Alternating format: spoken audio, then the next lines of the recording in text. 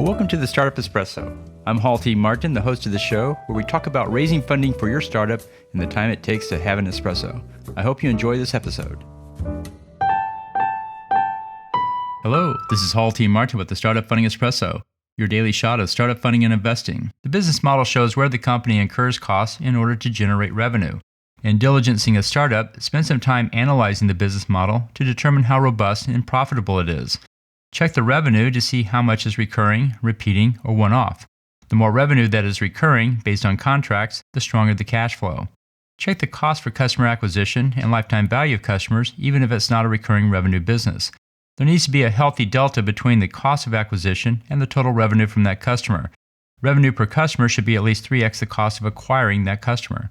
Map out the gross margins and profit margins of the current business and near-term projections. The healthier the margins, the less funding the company will need to raise, and the faster the company can reach profitability. Check the overhead costs and any other regular expenditure to determine the capital efficiency of the business. And finally, look for unusually high general and administration expenses.